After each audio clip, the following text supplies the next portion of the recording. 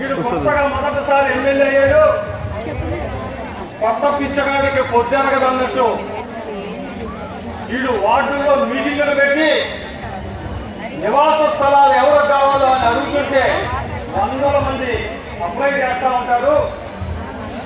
వీళ్ళందరికీ రావు, ఈ దెబ్బతో ఈ అయిపోయాయని సంఘం గుర్తుకున్నారు. ఎందుకంటే వాళ్ళ ప్రభుత్వం వాళ్ళ హయాంలో 100, 500, 1000 ఇచ్చిన సందర్భం నుంచి ఎవరు ఎవరా. ఉదాహరణకి ఇక్కడ ఈ ప్రాంతంలో నాగన్న మనోహర్ గారు 10 సంవత్సరాలు పనిచేశారు.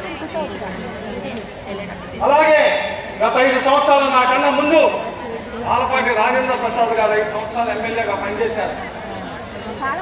ఆలపాటి రాజేంద్ర ప్రసాద్ గారు ఆయన హయాంలో చేసే స్థలం ఈ కణాల్లో ఉంది అంటే ఒక్కసారి ఆలోచించాం.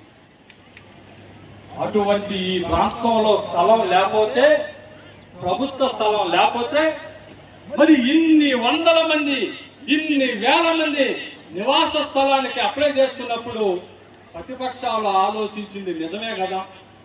ఇంతమందికి వీడు అప్లై చేసుకోమంటున్నాడు, ప్రజలందరూ ఎగబడి ఇస్తున్నారు, వీడు వాళ్ళకి ఇవ్వలేడు, ఈ దెబ్బతో వీడు అయిపోతాడు అనుకున్నారు.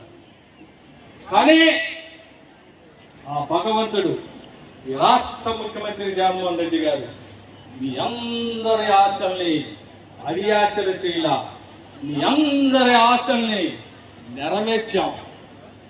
ఎంతమంది అప్లై చేశారో వాళ్ళందరికీ ఎవరికి అర్హత ఉందో ఆ అర్హత ఉన్న వాళ్ళందరికీ ఇచ్చే కార్యక్రమం చేస్తే మొదట